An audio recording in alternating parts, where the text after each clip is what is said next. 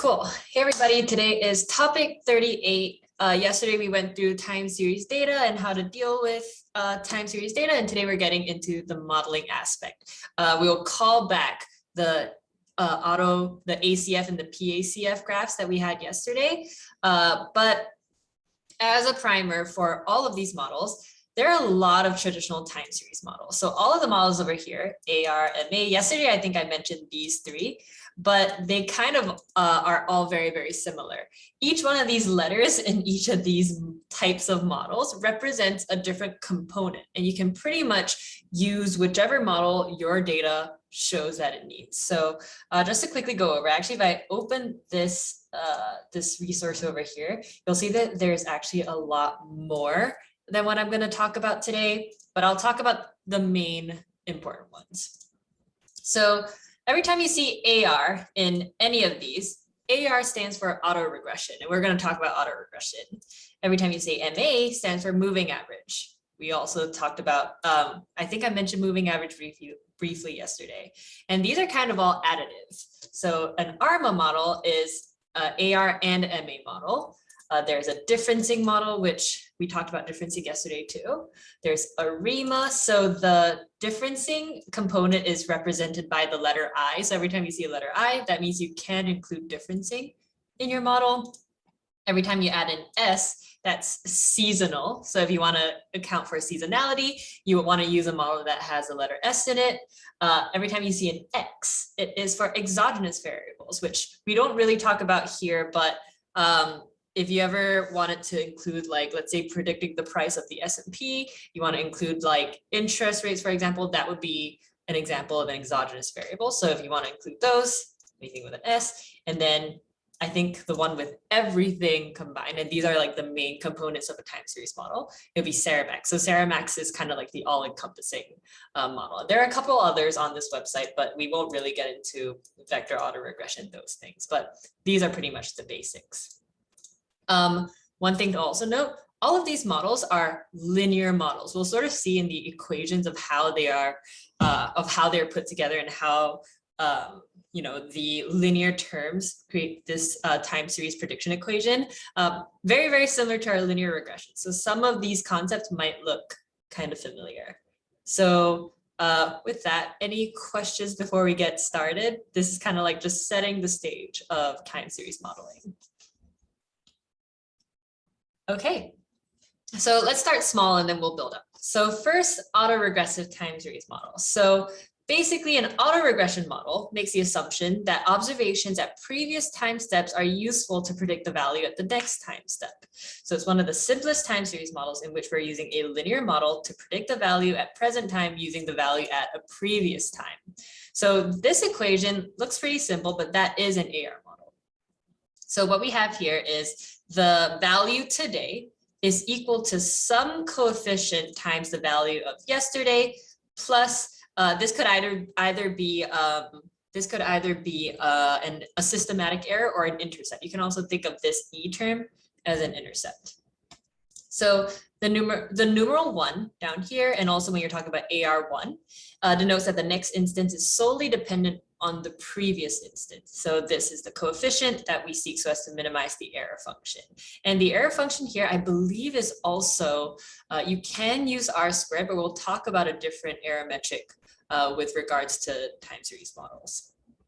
Okay, so the order of AR, as we mentioned yesterday, is the number of lag terms we are using to predict the present value. So AR1 only uses one lag. So this is actually an AR1 model, one value directly preceding the value you are trying to predict. And AR2 uses the two values directly preceding the value you're trying to predict. So if we want to scale this up from an AR1 to an AR2 model, let me get my drawing pencil out, we would just add another term that is phi2 multiplied by yt minus 2. So this becomes an AR2 model. And the more terms you want to add, the more time periods before you will take into consideration for making your next prediction. All right, so in this kind of model, how do we determine how many lag terms to include? This is when we call back our ACF and PACF graphs. To be honest, I always forget which one is for which, so I noted over here. This is a great article just summarizing why these are the things to look out for. But basically, if your ACF is gradual and your PACF drops off, it's autoregression model. Hold on, let me actually pull up yesterday's notebook so that we can look at those graphs real quick. Series data, okay. This is yesterday's notebook. Let's hope that it's run. Perfect. Okay, so this is our ACF, which is just autocorrelation. And then the one below, we have PACF, partial autocorrelation. So basically the correlation, but discounting the intermediary correlations. So if we're seeing that the ACF is gradual and the PACF drops off, we want to use autoregression. If it's the opposite, which is also sometimes possible, if the PACF is more gradual and the ACF drops off, we'll use moving average terms. So these terms, where you have phi 1, yt minus 1, these are autoregressive terms. If it's unclear, you can actually try different models. I've linked auto or remote over here. It's pretty much like a grid search for time series where you can actually test, including different numbers of lag terms, different numbers of coefficients, so on and so forth. I'll show an example of that. I'll show an example of how you would go about tuning these models. All right, so again, this is a gradual gradual ACF and a dropping off PACF. So therefore, we want to use an autoregressive model, an AR model, at least for this data. So let's show some examples. So this is our shampoo data set that we have from yesterday. Also, there are only 36 data points in here, so the results are not going to be good, but just to show how to implement. What I'm going to be using, I'm actually going to be using ARIMA for this notebook. It's actually exactly the same as if you were to use an AR or an MA model, and I'll show you how to set that up. Quick note before we get started, when you're doing your chain test, I think I mentioned this yesterday, when you're doing your train test split for any time series data, you do not do a random train test split, because a lot of these, especially traditional time series models, it matters, the order of your data points matters, but also two, you are taking into consideration the points that happened however many lag times beforehand. You can't have a random train test split. So it's very, very typical to just split your train test split like this. Here I'm just indexing it at 24 because 24 is 2/3 of the way through. It's just 2/3 of the way through. You have your train set and your test set. And my last 12 points will be my test set. My first 24 points will be my train set. Now, with time series data, in thinking about your train test split, it can also be something that you're mildly flexible with. So for example, let's just say you have monthly housing prices or let's do monthly average stock prices over the past 10 years. If you were to segment that out to be, 90% train, 10% test, you can think about how in the last year we, for example, had COVID happen, and your train set does not have any COVID data points in it. You're not going to have very good predictions because that COVID effect is not taken into account. So that is something to bear in mind as well. You can be more flexible with the train test split for time series data because you do want to include the most relevant information.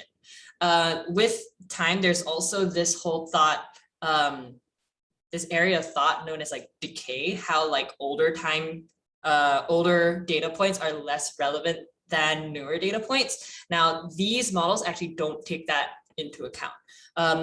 Later, when we talk about neural networks, that does have like exponential decay or the decay of the usefulness of time data embedded into those models. We'll talk about that when we get there. But these models actually do not. These models do not take that into account. So it is actually quite common that if you're doing a time series, if you're trying to create a time series model, to look and see if there are any drastic changes in your time series, because it might not be beneficial if we want to do daily stock prices, for example, to include data all the way back to like 1996 versus just taking the last maybe 2 years. So you have a lot of flexibility there because your model is going to try to fit to the entire time series that you give it. So something to keep in mind. And I went on like a long spiel there, but any questions on that? Okay, so for any of these models, and by the way, all of these models come out of stats models. And for here, I'm just going to use ARIMA first. For all of them, you get to define an order. Now, for ARIMA, because it has 3 components, an autoregressive component, a differencing component, remember the I is for differencing, and the MA is for a moving average. I actually have the option to include all three parts to this model. However, because we're just talking about AR terms, I can actually set the other 2 parts to be 0. So I don't know why they do this, but the order of your time series model is basically how many AR terms, how much differencing, and how many MA terms to include. And PDQ stands for autoregressive, differences, and moving average respectively. So for this model, if I just want to have plain AR model and I don't want to include any differencing or moving averages, I can actually set these 2 to be 0. So that's why I like to use ARIMA, just because you don't have to import as many models, I guess. But at any time I could just change these numbers up to see if it does affect, rather than using different models completely. All right. So because we're doing an AR model, and by the way, this is the order of the order. It's always autoregressive and then differences and then moving average. So here I'm just doing one autoregressive term. And the way that you do an AR model is you first instantiate the model. You can actually do this as well. AR1.fit. I think you can also do it separately. Oops. Hold on. Let me start. Okay, never mind. All right, we'll do it by .fit like that. Okay, so we fit our model over here. This is the instantiation component. And because you're feeding in your train set already, you actually don't need to put it into the fit parameter, which I know is slightly different from how scikit-learn does it, but that's what we're working with.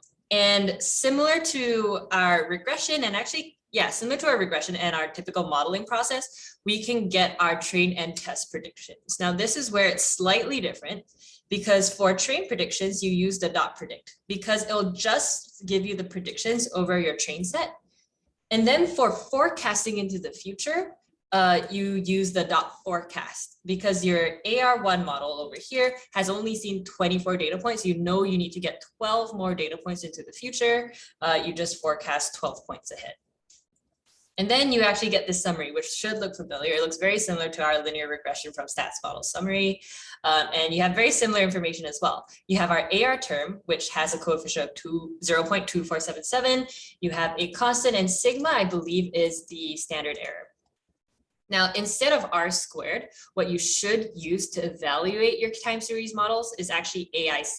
Now, AIC was one of the labs in, I want to say, topic 25, when we talked about logistic regression.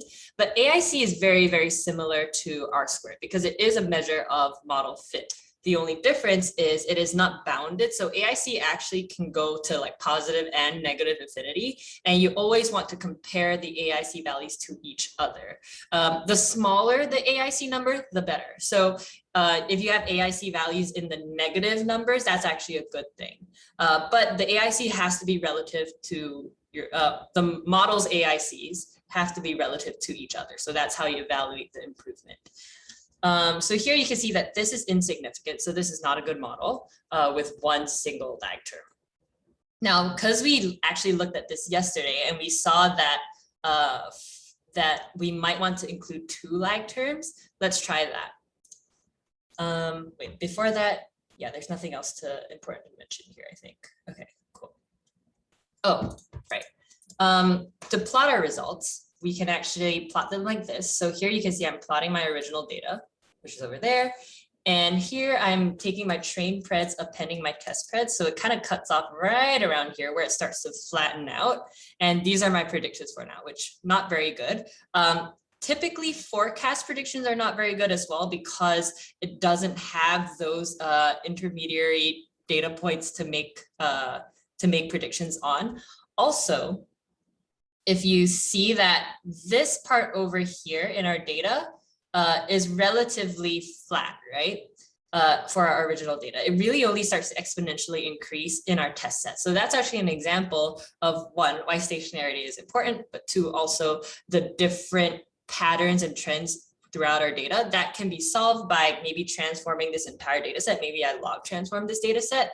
But yeah, cool. The other thing to check for, as you know, with our regression, R squared was a measure of model fit, which is very similar to what AIC is also a measure of model fit, but also we want to test the predictive power. So let's take a look at our RMSE numbers, which we can actually get. So here I'm using, I think this is the scikit-learn method that I'm using over here, but we can see that our train RMSE is about 71 and our test RMSE is about 269. So when you're doing your time series analysis, these are the metrics you want to see. You want to see your model fit metrics, which is kind of equivalent to your R squared for linear regression, but also your root mean squared error. That's super important because you just want to know your overall predictive power. Cool. Let's expand it to an AR2 model and see how much better it does. So AR2 model over here. Now we see that we have two terms, right? If we do AR2, we have the terms from one time period before and two time periods before. And basically, I don't think I mentioned this earlier, but these coefficients just mean that for a prediction for tomorrow, we're going to take today's price times 0.1235 plus yesterday's price times 0.48 plus the constant. So that's how the equation is put together, very similar to our linear regression. With this model, we can see that our AIC from 275 to 278 has gotten a little bit better. So the model is fitting better. However, we do have some insignificance, which actually can be solved by just transforming our data or using a different model, because in this kind of model, it's a lot harder to do feature selection. We'll talk through other models in a little bit. And then if we do our plot, we'll see here that it is maybe a little bit better. Our train RMSE went down, I think it was 71 before, and 269 gone down to 257. So our model is doing a little bit better. But it does look like this model does need differencing. I mean, we did this yesterday, that this data set does need at least one round of differencing to make it stationary. So it's no surprise that this model isn't performing super well at this moment. Cool. So main things to understand is that this is a linear model. You're pretty much using the time series itself shifted back as a feature in making the predictions for the following price, for the following month's price. Questions at this point before we expand to other kinds of models? Okay, well, let's talk about moving average first before we include differencing. So sometimes past value is not a useful indicator of what value will come next. So if you consider a system that's subject to a lot of shocks and volatility, using yesterday's price, if yesterday's price was some sort of really high or low outlier, it's really going to affect your your prediction for today's price, for example. So yeah, if a previous time period experiences a shock, it may cause an error for future predictions if we just use that value. So a moving average model helps to adjust this behavior. And a moving average term is in a time series model is basically including a past error. So an MA model assumes that the present value is related to errors in the past and includes memory of past errors. So a moving average model will basically, instead of regressing YT minus 1 like we had over here, instead of doing YT minus 1, we're actually looking at the error of the prior time step. So this is the new coefficient, theta, and ET minus 1 is the error of the previous time step. So any questions about that? If we include an MA term, and we'll actually see an example in a little at the bottom as well, I think, hopefully. Yeah, we'll see an example of that as well. You can find this coefficient. You're basically saying that your time series is linearly related to the errors of the past. All right, no examples here, but let's talk about differencing because we know that this time series does need to be differenced. So we talked about what differencing is. One really neat thing about these stats models, time series models, is you actually don't have to difference your data prior to feeding it into the model. And that's actually really, really important, because if you difference your data first, your predictions will be differenced predictions. Like if you remember, we had that example of, where's that example of, there, 0 of 1, 2, 3, 4, 5, 6, 7, 8, 9, 10. That was our time series. Now our difference data was, and in this case, we're using an interval of 2. Our difference data was just a series of 2s. If we fed this already difference data into our time series model, it's probably going to predict more 2s, which is great, but you would just have to do the process of undifferencing on your own. And that can actually be really tricky because you kind of have to start at the very beginning, keep adding 2 to get your actual prediction. So not differencing your data prior to putting it into a stats models model saves you from having to do that reverse differencing, which is very, very, it's not hard to do, but it's just very, very tedious. Which is another reason why I did not difference my data prior to putting it into the AR model from before. Okay. So here we, this is just the time series differenced once and then differenced twice. You can see that stationarity is achieved. Well, better stationary is achieved. Stationarity is a little bit relative. And based on the Dickey-Fuller test that we did yesterday, we know that we do want to include differencing for this data. So in differencing, there aren't any differencing terms, but the model itself will difference your data before trying to fit the regression and will help you undifference the data when you make your predictions or your forecasts, which is very, very neat. So in an ARIMA model, what we have here is we have all of our AR terms, anything with a Y, T minus whatever, these are AR terms. And these are our MA terms. And the differencing is embedded into here as well. So with that, and we talked about these plots before, so I don't think I'm going to talk about them again. If we want to implement ARIMA, let's just try to use 2 AR terms and differencing of 1 and 1 moving average term, just to see how it does. Again, I'm going to make train predictions and test predictions. And the reason why I'm adding this is because of because we lose 1 data point when we difference, I think. But from that, if we take a look at our summary, you'll see that we have 2 AR terms and then 1 MA term. You'll also see that all of them are, well, not all of them, but these 2 are actually insignificant. And so it might make sense to keep the MA term or use a different combination of AR terms. This pattern actually also arises because there's a little bit of multicollinearity, which is a lot harder to catch in time series modeling, but there is some multicollinearity, as we saw yesterday, between the first lag and the second lag, which I think is what is causing these to be highly correlated. Likely, the more data that you have, this only has 36 data points, or actually it's only being fit on 24 data points. The more data that you have, likely the more significant your values will be. Cool. So with that, we'll take a look at our train and test preds and we plot them out. So in plotting our ARIMA forecast, it looks to fit it a little bit better, I think. And you can see that our predictions are also automatically undifferenced for us. You see the difference data was kind of in the range of plus minus 1 to 200, but our actual data is actual prediction data, which is good. Cool. All right, so these are our predictions for an ARIMA model. You can see that our train RMSE and test RMSE, I think our train RMSE went up by a good bit, but our test RMSE did better, I want to say.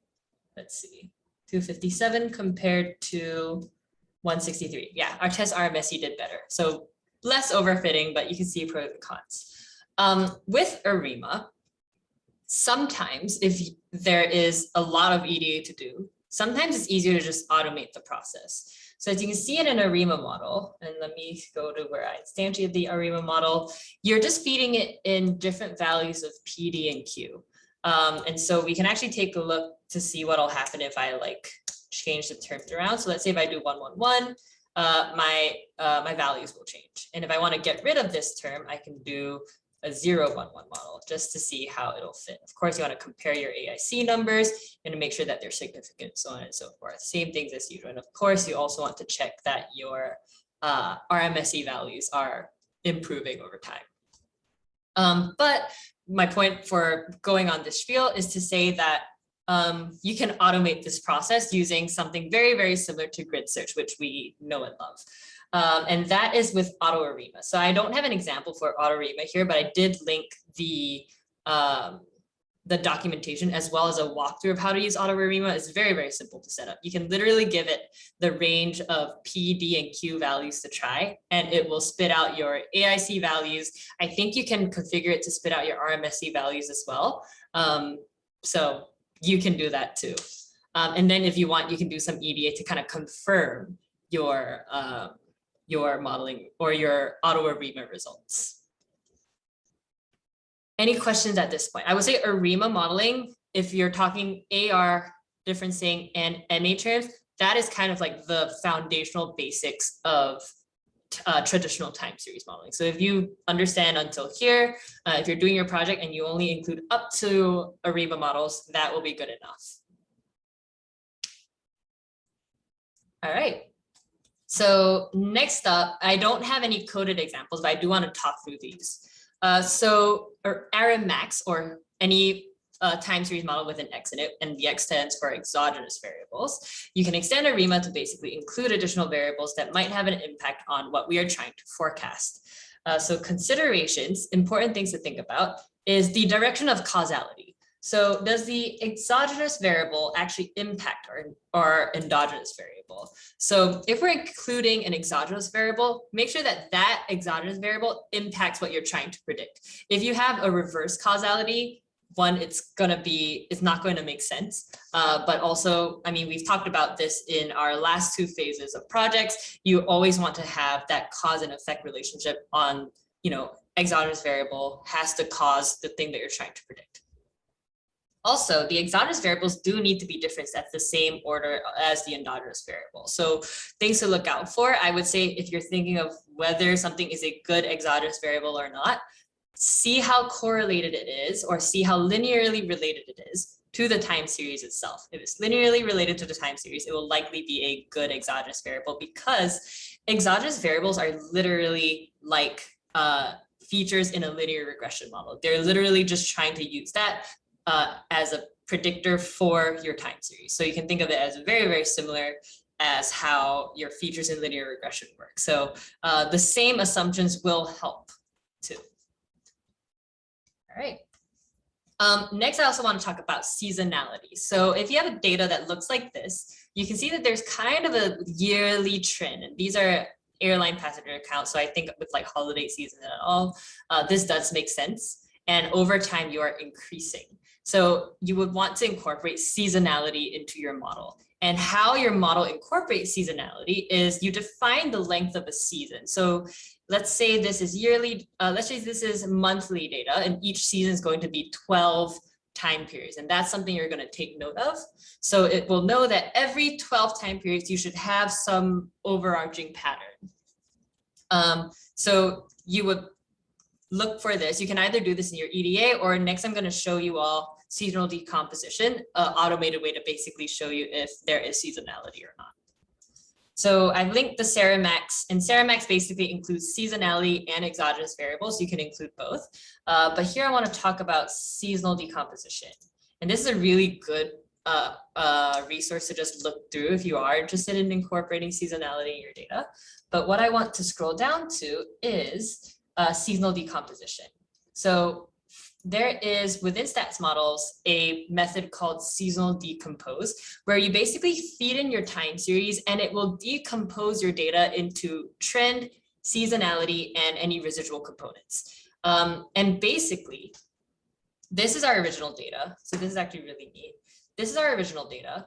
This is the overarching trend. This is the seasonal component, and this is our residual. What this means is that when you add these 3 together, you end up with this time series. So if you plug your data into seasonal decompose and you are seeing this seasonality, then yes, there is seasonality in your data. However, something to look out for is look for the range of values over here. So the range of values over here is 0.8 to 1.25. Now at 0.8 to 1.25, look at these numbers in relation to your observed values, right? If there's a seasonal component that maybe is like plus minus 0.2, is that significant enough for your data?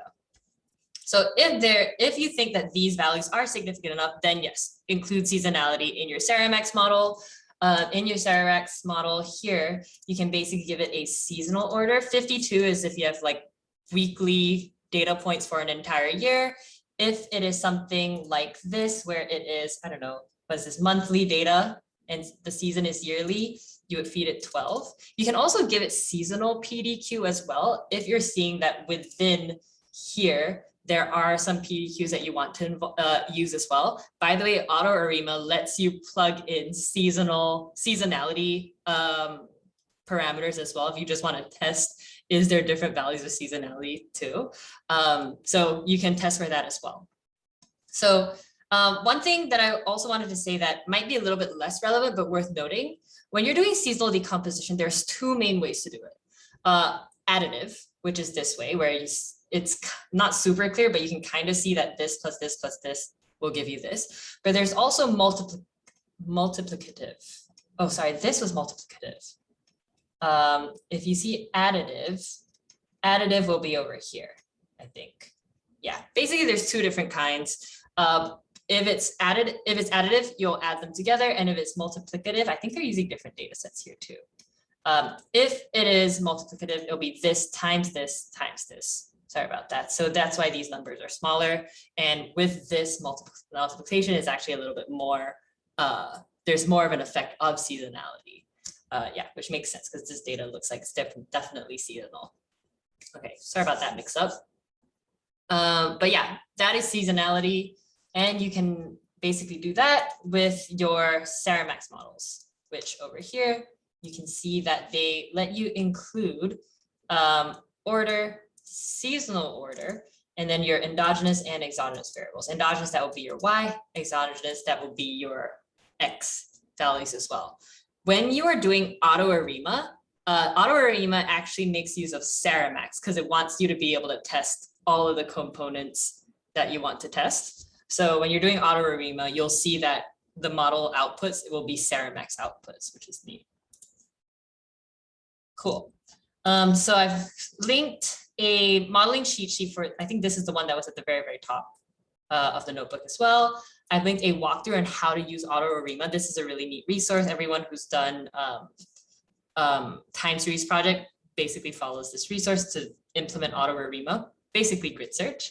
And then also, if you want to see a walkthrough of using Saramax and including different parts of a possible time series model, that's a really, really good walkthrough as well. But yeah, these are the traditional time series models. And I think it's very, very important to note that these are linear models. And so there is kind of a cap to how well it will perform, right? As you saw with your phase 2 projects, it was very, very difficult to create a linear combination of variables to nicely predict your housing prices. For this, you're basically using past data on something to predict itself in the future, and with linear relationships as well. So you can sort of think about, in real life, does this usually hold? Probably not, unless you have something that's very, very regular. But yeah, there are a lot of limitations to how well these models perform, which is why I do want to point you all to the appendix of this section. So let me go into here. In the appendix, there's only 2 labs in the appendix, unless they've added more recently. Okay, there's only 2 labs in the appendix. One of them talks about Sarima models, which is good.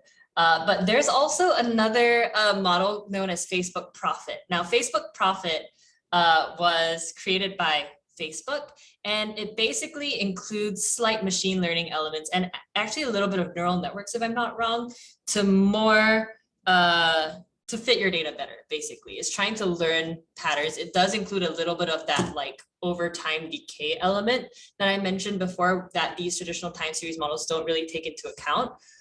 So I do recommend if you're doing a time series project, because these traditional models are limited in that they are linear, Facebook Profit's a good one to try.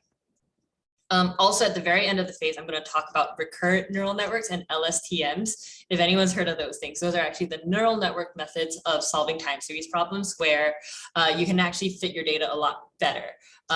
Neural networks one of the neural networks I'm going to talk about actually has parameters for, okay, this data doesn't seem very relevant anymore, so we're not going to look at, you know, anything past maybe 30 data points ago, something like that. And we're going to talk about that at the end of next week. So time series models, I would say important if you want to go into more of the traditional industries like finance or real estate. But there are a lot of newer technologies that are coming out that kind of outperform these traditional time series methods. Cool. With that, any questions? All right, well, if there are no further questions, if you're interested in doing the time series project, please let me know. Again, I'll put out the poll probably on Friday so that you can start looking at the project. I do want to pair you all up for this upcoming project. I think it's important to get this project done paired just because you're leading up into your capstone. And I do want you all to each have a lighter workload. Cool. All right, well, tomorrow we kick off natural language processing. If anyone has any questions on this stuff, anything at all, again, feel free to let me know. But all right, last call for questions. Go once, go twice. All right, if there's nothing else, I will see you all tomorrow. We're going to kick off natural language processing. That's one of my favorite things as well. And I will see y'all then. Bye, everybody.